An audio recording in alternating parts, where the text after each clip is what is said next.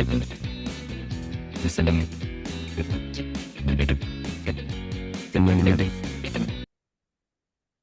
to Exit Algorithms, the podcast where we decode what it really takes to grow, scale, and plan successful business exits.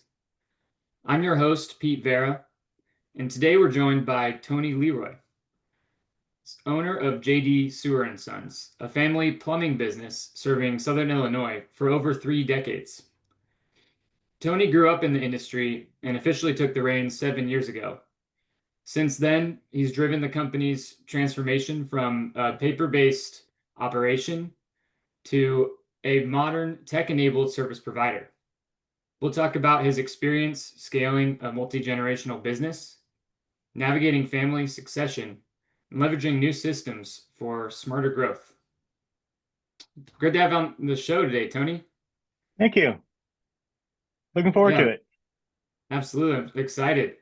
I'd love to start off, if you don't mind, share a bit about your background, how you came to lead JD Sewer & Sons, and what was it like taking over a family business? Well, I grew up in the family business. I started working out in the field with my dad around 12 years old.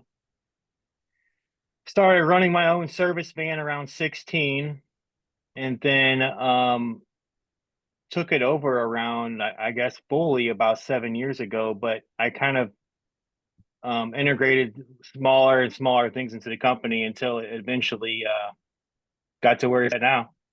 So yeah. Yeah, awesome. Wow. So you've seen a lot of all the sides of the business, even from a young, from Oh 12 yeah. years old, it sounds like. Yeah, the our home was also the office, so we've had a lot of people coming in and out, phone calls all day, all night.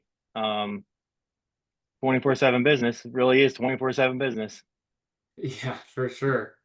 What were some of the biggest challenges you had in moving the company from the old ways of doing things to, where you have it now, digitalized and systemized operation? I mean, couple different things. My folks weren't on board with all the change, all the new stuff. Um, they want to kind of save money. They didn't want to spend too much money and training the team basically. But I mean, I got around that. If you want to take your company from paper to digital, I just did it myself.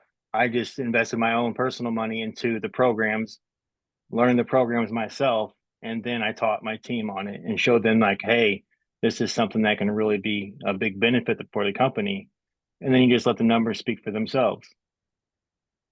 Sure. Yeah. Uh, um, I imagine that transition was challenging getting them on board with the new changes, especially if they've been, operating a certain way for years.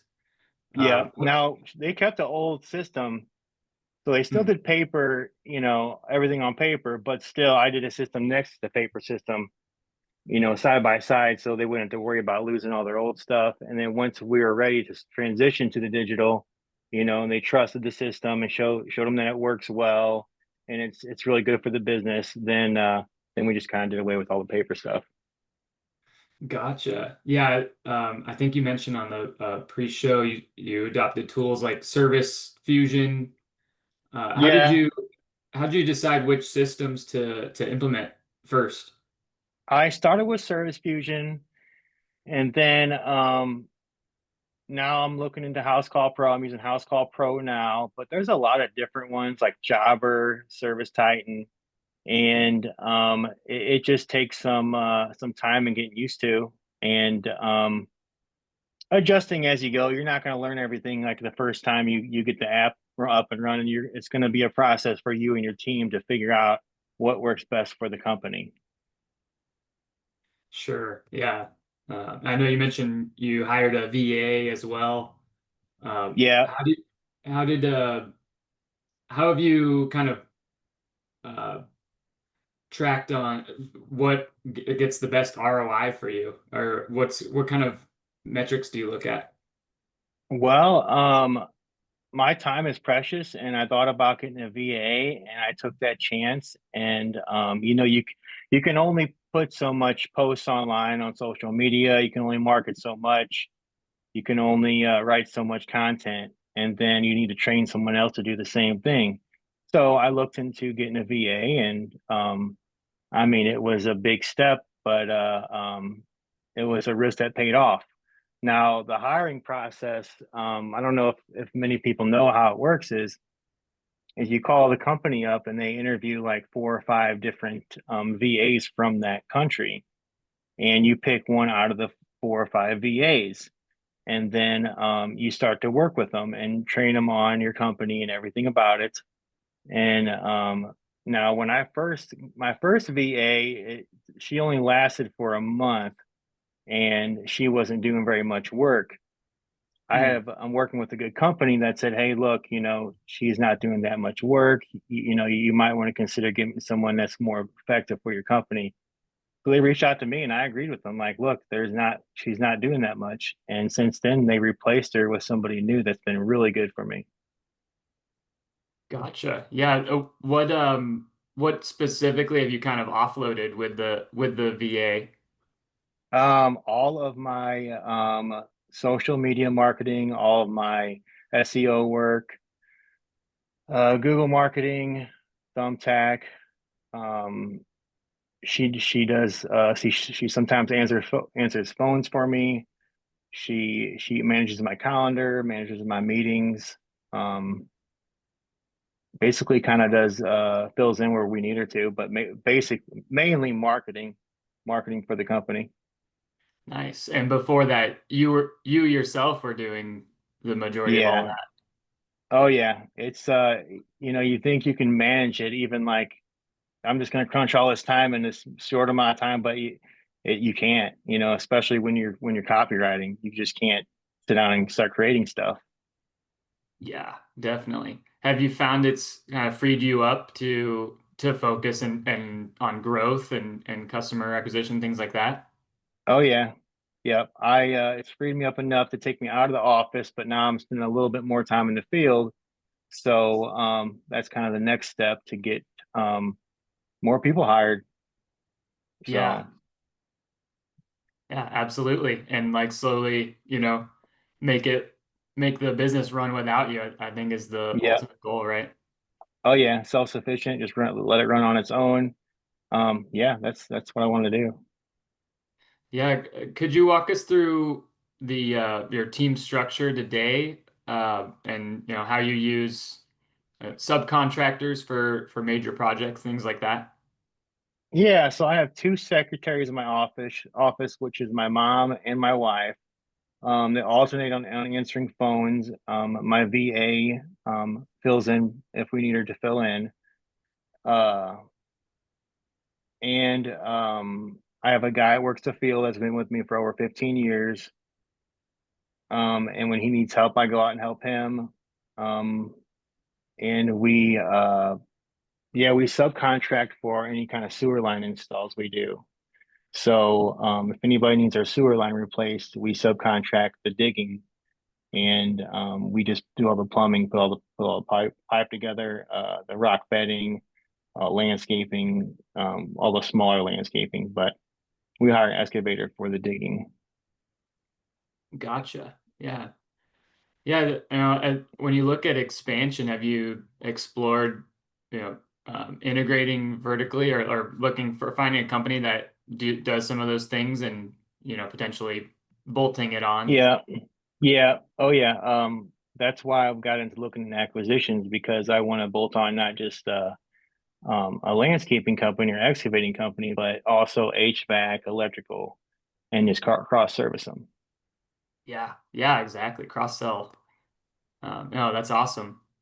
And yeah, I think we talked about you're also starting to advise others on acquisitions and management, things like that. How has that been going for you? What got you interested in that? Basically the cross selling, um, basically just that the cross selling, um,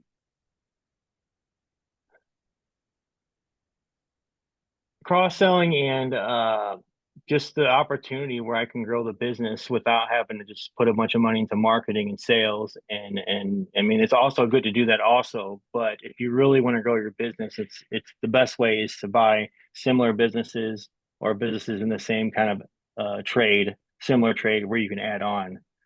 So that's basically where I kind of come up, why I needed to get into acquisitions. Yeah, no, absolutely. And then a lot of that back office work can just be consolidated too, save a lot of overhead or costs that way too in the same industry. Yeah, oh yeah. If I can get people on the team, then I don't have to spend as much money for subcontracting. But there's times where I do need it, and it's best just to do that way.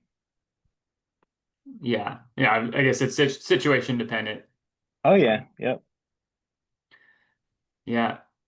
What do you have any kind of lessons you've learned through as you've developed the business and continue to develop it to run sort of without you? Lessons about Uh, stabilizing the business and um, Lessons I've learned would be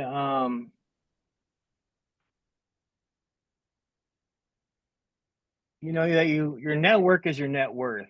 That as much as you think you can do it on your own, you can't. And I mean, if you want to grow and scale, that is.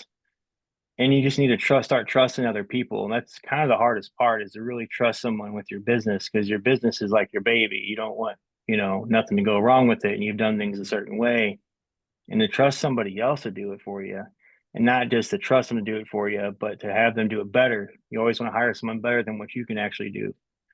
It's also important. So having growing a good network for your business is really important, was one of the lessons I've learned. um, sure. um, Building the right team, of course, um, putting the right systems together too. It's really important in business, because you can have goals, and they're also important, but having systems in place and having your team follow those systems in place is what really, puts the business in a place where it can like run on its own. Yeah, Um, yeah, and the last thing would be persistence, because times there are those bad days and those not exciting times and the long hours where you're just like, it's not as exciting as it was a couple of weeks ago, but just to stay persistent and slowly add more and more to your business until you get it to where you want, where it's running on itself. yeah, definitely. Have you seen technology impact your industry a lot? Or and with AI or anything like that? And where would you see it going in the next, 5 to 10 years? Do you see it impacting, disrupting your industry too a lot? Well, yeah, in terms of like it takes it like a lot of the technology now takes away a lot of the marketing, sales. So, for instance, a call will come in, and I'll take that call. Our secretaries will take that call down, or they won't, and it'll be switched to a call center that will take that down and send it to your phone of what it needs done, or that call center will actually add it to your schedule for you, for your guys, and assign guys to it for you. So that takes away all the work of the Wow. secretary, as far Yeah. as the secretary goes. So there's that. And whenever you assign a job to one of your guys, they get a notification that says, "Hey, so and so, you've been assigned a job." Also, the customer gets an email that says, "You're scheduled for this date at this time." So right before the worker goes to the actual house to do work, he hits a button that says "On the way." That sends a text message to the customer that says, "Hey, there's a tech heading your way. He'll be there in 15 minutes." Whenever the tech gets there, he hits a button that records how long he's been at the job. Um, and then there's a button that says to finish the job. As soon as he hits finish, it goes to the customer, let them know that the job is done. Invoice is already sent to the customer. through text or email, and they can pay right through their phone, and everything smooth, very smooth process. Automatic. All automatic. Also, there's like tasks you can add to these invoices where, like, if you want your guys to do a specific record a specific thing or do a specific thing, you can make sure they hit those tasks to get them done, to make sure they get done within that same app. So basically your whole office is in your palm of your hands pretty much. Yeah. Wow. It takes a care of a ton of back office work. Oh Uh, yeah. Sounds like eliminates human error as well. All those little micro steps, sending an invoice and planning and being consistent with the emails and stuff. I bet that could have taken, a lot, hours of your Back in the time day that wouldn't have worked. Yeah, versus zero way time at too all. much. And that's just not even to mention Chat GPT, the possibilities with that. You can, you know, if you want to write an estimate up for a customer and you want it to look good, but you're not good as far as like putting words together, customer needs a sewer line put in with this and that. They need any kind of industry. You just write it up. Then you ask ChatGPT, turn this into something nice that for the customer. That ChatGPT will pull up. Do you want something professional? Do you want something more friendly? Do you want something like this? And your whole bid looks really good of everything you want in that bid. And if they forget something in that bid, you can just say, "Hey, ChatGPT, can you add this to the bid, to the bid description?" And it'll show up on the bid description. So the things you can do with ChatGPT are just, I find out more and more every day of how I can add certain things to the business that helps.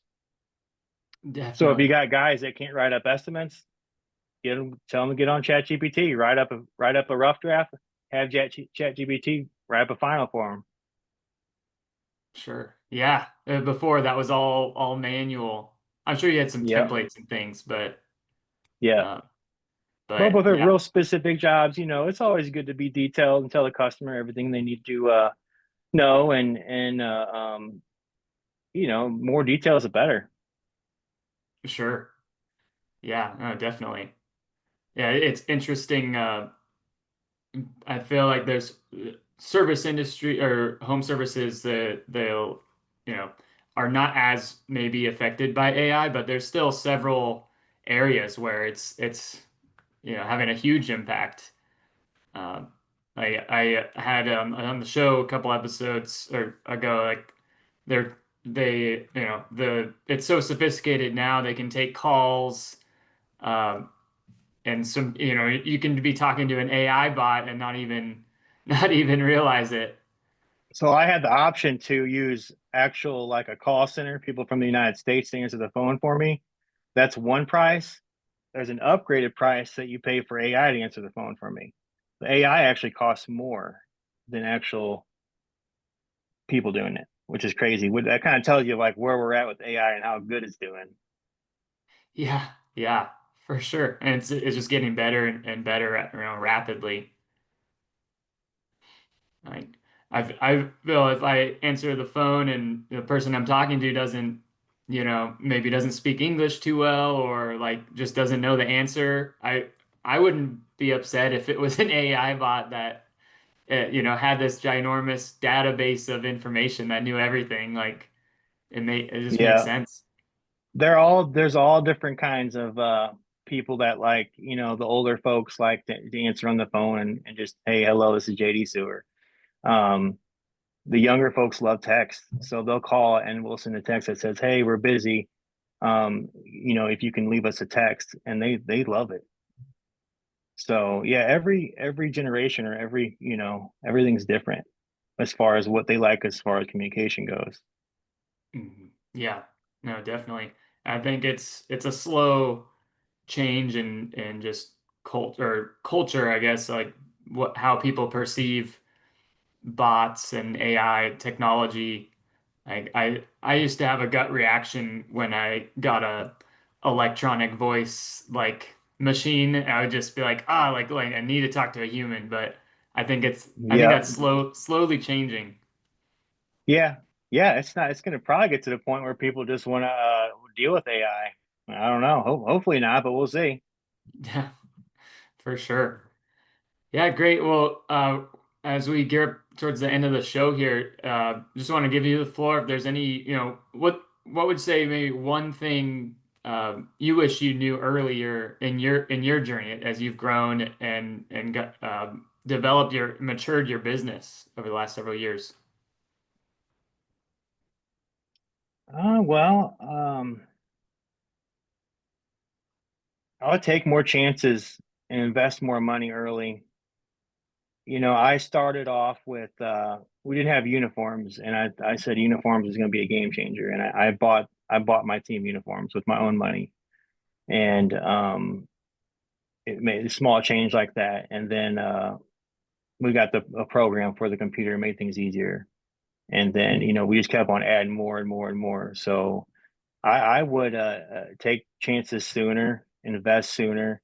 That way you can make the mistakes and figure out what works and what doesn't work, and just kind of build up from there. Don't think that you got to have it perfect before you put something, go forward with something. If you want to try a program like House Call Pro, Jobber, Service Titan, try it out and let the program slowly be integrated into the business versus we have to do things right and throw this into the business.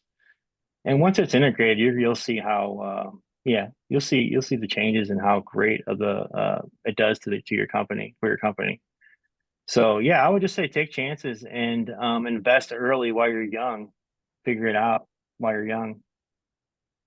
Definitely. Yeah, no, that's great advice. Like I feel like a common self-improvement thing is, perfection is the enemy of progress, right? It's much better to just start small and just start, and I've even experiment. heard do it sloppy. It's Just do it like, sloppy, and then you'll do it, and then you're just like, well, I can make these little changes now, and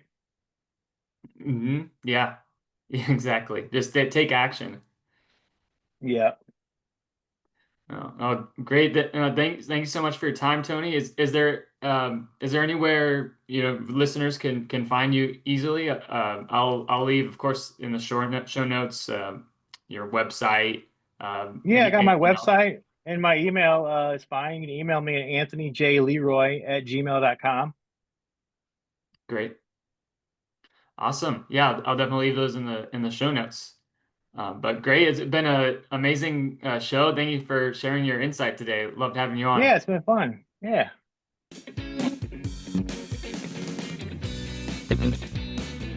Listening.